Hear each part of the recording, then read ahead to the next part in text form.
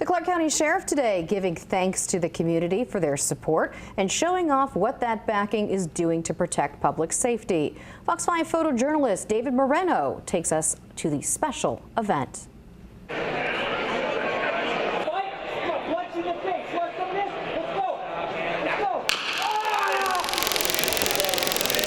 What I just did was a simulation of a stun gun, and it was pretty awesome. Today is really to thank our major supporters and our donors and to show what we're doing in the different departments and the technology that we have. We have a new robotic dog that the department just purchased about 3 weeks ago. So they'll see that. We have a new canine dog, Enzo. The CSI will be here to be able to fingerprint people. We'll have tasers. Some of our major donors will be able to taser one of the officers. Lots of fun. And then we have different robots here. We've brought some of our technology with us today, some of our drones and our actual robot dog that we just got. And we're giving a demonstration to show everybody the tools and stuff that we use here to help protect the community and officers. There's no way to measure the amount of lives saved with these tools, and that they're used for de-escalation to help, when people are in crisis in homes and they're barricaded or they're going through a problem in their house. We're actually able to go in and use these tools to talk to them with our crisis negotiators to have them actually come out peacefully and prevent people from getting hurt, prevent our officers from getting hurt, and also to prevent officer-involved shootings. And so it really works well to have these tools available for first responders and law enforcement. Basically, the way it works is Yeah, so what you see before you is Fusion Watch. It's our 24/7 situational awareness real-time crime center. This is the epicenter of the Las Vegas Metropolitan Police Department's daily operations. Many of Metro's best are inside, not only monitoring hundreds of cameras across the valley, but also sensors that pick up the sound of gunfire. The first is going to be for 5301 Redberry Street. This is called Shot Spotter, equipment used to track down where bullets fire. And ShotSpotter is extremely valuable for LVMPD as well because it also helps us reduce officer-involved shootings. It's used as a de-escalation tool. It's an auto technology that basically senses loud noises. It doesn't actively listen or anything like a lot of the misnomers out there. It's very respectful to privacy. But when we receive a ShotSpotter alert here at Fusion Watch, it notifies us of gunshots detected around the valley. It can decipher what it detects, especially on certain holidays when we see an uptick in celebratory gunfire and fireworks. ShotSpotter gives our agency the opportunity to continue to respond and really dial in which calls are fireworks and which are gunshots.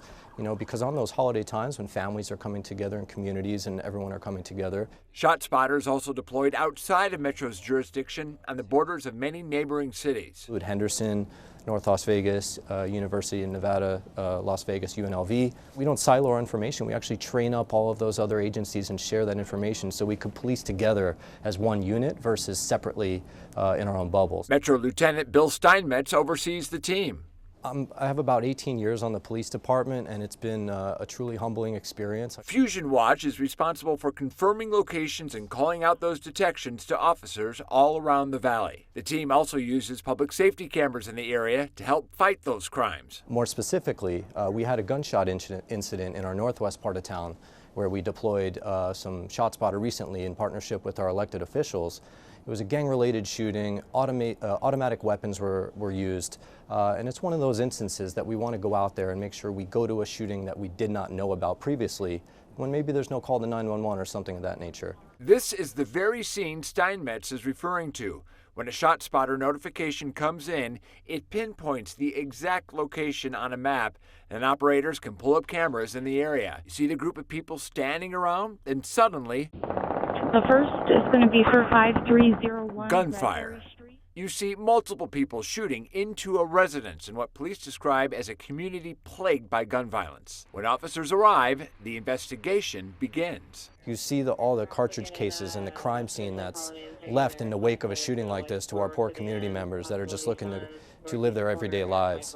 And with ShotSpotter in this incident, we were able to get officers to the scene faster. We were able to help locate multiple suspects,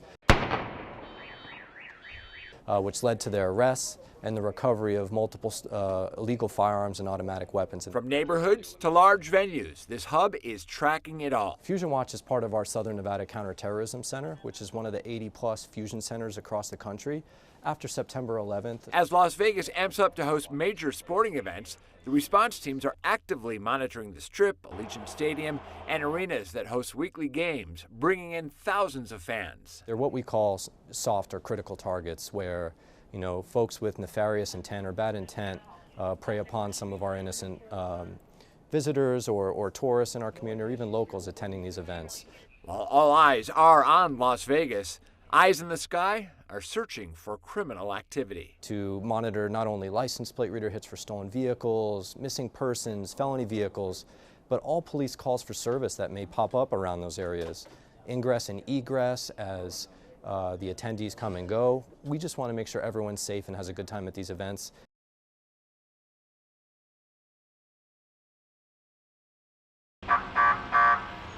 Bumper to bumper traffic.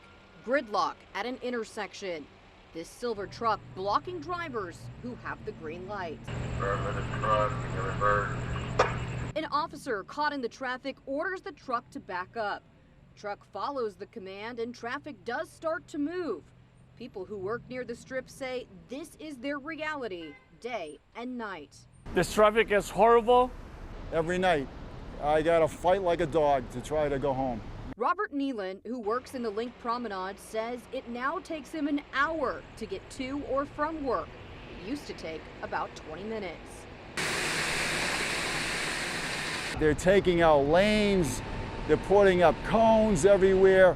It just goes on and on. He worries what would happen in a true emergency if first responders could not get through. It was scary. And everybody's stuck. Nobody's moving. There's no help, there's no traffic police here. He wants some of the money the race will bring in to be used now to help with traffic control. Metro or some type of the traffic police security that the hotels might be providing. But I've been stressing about it, to be honest with you. And I've been talking to my co-workers about it, how we're gonna do it. Mariano Del Real works at a restaurant on the Strip. He says as frustrations rise with people caught in traffic, he has seen people become physical.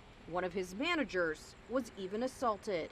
I got in an argument with another driver, and they got into it, and the manager got hit on the face.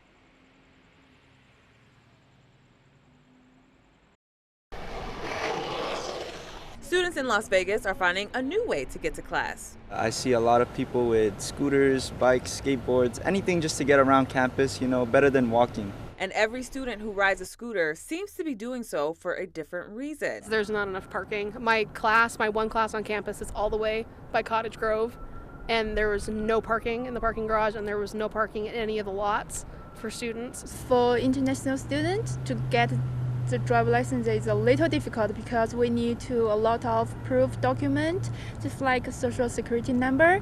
For international students, we can't work, so we can't get the social security number. So maybe this one is more helpful, more easy. But no matter what the reason, they all agree on one thing. The scooters can be dangerous in crowds because there are no set speed limits, so people ride them too fast. I do see a lot of people speeding around, and I've seen someone get hit with a scooter, actually. To be honest, I think it's dangerous because when I passed the parking lot, maybe some car didn't notice me. We spoke with UNLV traffic safety advocate Erin Breen. We have a lot of people on scooters on these narrow sidewalks on Maryland Parkway. And what it does is force the pedestrian to step off of the sidewalk and into the street because the scooters aren't stopping for them. Metro's Traffic Safety Division said UNLV has a very well-maintained pedestrian crossing system and had a few reminders for students using scooters to cross Maryland Parkway. Make sure you're abiding by those roads and not running through stop signs, not running through red lights, not cutting crossways through traffic, not splitting between cars at intersections. The students say they would not be opposed to a campus rule. As goofy as it sounds, I feel like speed limits, like just with anything, even with like bicycles, because people rip through on their bikes too. I don't think there's a designated speed limit. I think the school should implement one though, for sure, yeah, for safety. All right, let's do it. No one behind the wheel, only the voice of a remote driver operating the car from VA's Las Vegas headquarters. All right, engaging. What we want to do with this service is to offer a complete new mobility service. That's co-founder and CEO of VA, Thomas Vonderow. We became the first company to drive on public streets with no person inside in Germany. Now he's bringing the autonomous teledriving concept to Las Vegas. Open the VA app, click a button, and then an electric car comes to you, fully driverless, so there's no person in the car because a remote driver drives it to you. One of those teledrivers is Antonella Siracusa-Rosa. She says the Teledrive Center does a good job of making her feel like she's actually in the driver's seat, with some exceptions. The only difference that I ever feel is the not having that feedback, but we do a lot of things on here to make sure we still find a way to simulate that. Whether it's aggressive drivers, distracted drivers, or speeding drivers, Siracusa-Rosa says VA's long training program has helped her prepare for it all. We drive defensively and preemptively, so we kind of try to keep a bigger view on what's actually going on around us to avoid those kind of scenarios. As for pricing, that's something VA CEO says will be determined during the company's testing phase, with those willing to sign up to take part. But he says VA's services will cost less than Uber. The main reason for that is because obviously you drive yourself, right? So as you're driving, we don't have to pay a driver. Faven Kay, Fox 5 News, local, Las Vegas.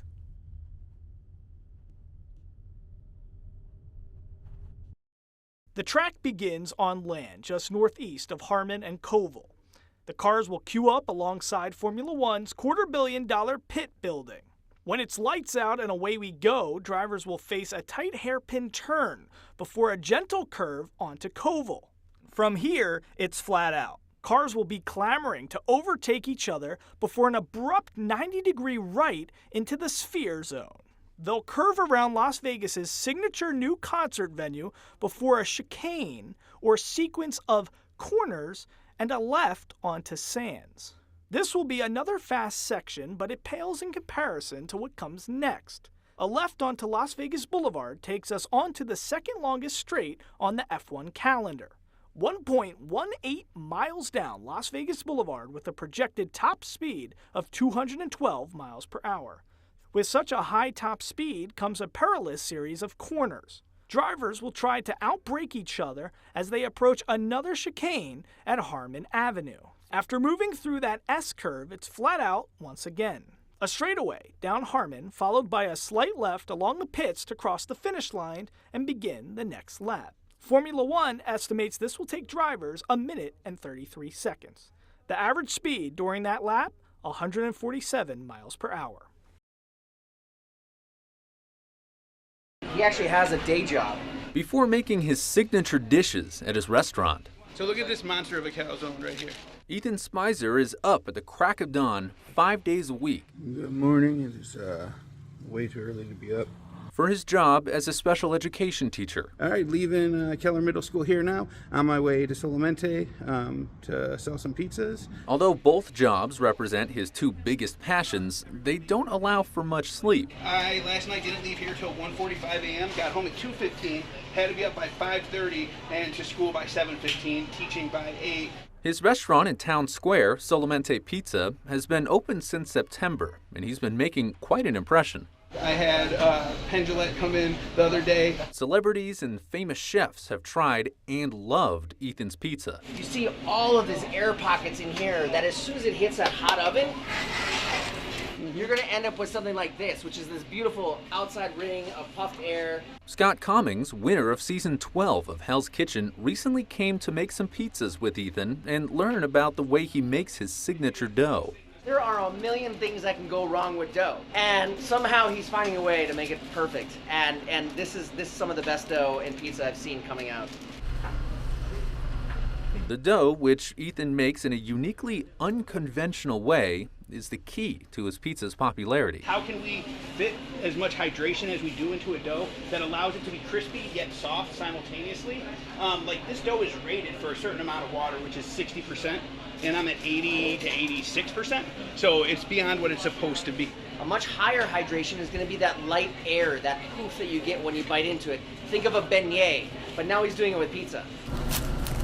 Ethan's state-of-the-art pizza oven he brought in when he opened his shop is also key. And that's not Fahrenheit, that's Celsius. So we're talking like 850 or so degrees. That's going to instantly make that naturally occurring gases, just explode. Customers rave about the consistency of his pizzas. The dough, light, fresh, airy, dough-wise, sauce-wise, and ingredients, très magnifique. To walk around that dining room and hear people tell me I was in Italy and I didn't taste something like that. I mean, it takes my breath away. Literally, I'm just like, where's my inhaler? You've got the sweet ricotta. Yep. And then the mozzarella. Yep, mozzarella. Cummings has spent years trying to master dough. We all work on our crafts in this industry, and it takes us a long time to find out what we love and how to get there. And Ethan ended up finding it a lot quicker than us. And in just over a year, Ethan's dough is up there with the best Cummings has seen, all while still working full-time as a teacher. So this is pretty remarkable. You've got somebody that has this kind of passion, that he's put all this effort into putting out this ingredient because he's so excited about it. He just wants to get it out to people that want to try it. To go out in the dining room and hear people say, this is the best pizza I've ever had, or have my own favorite pizza chefs come in and try my pizza and compliment it, it's just also surreal.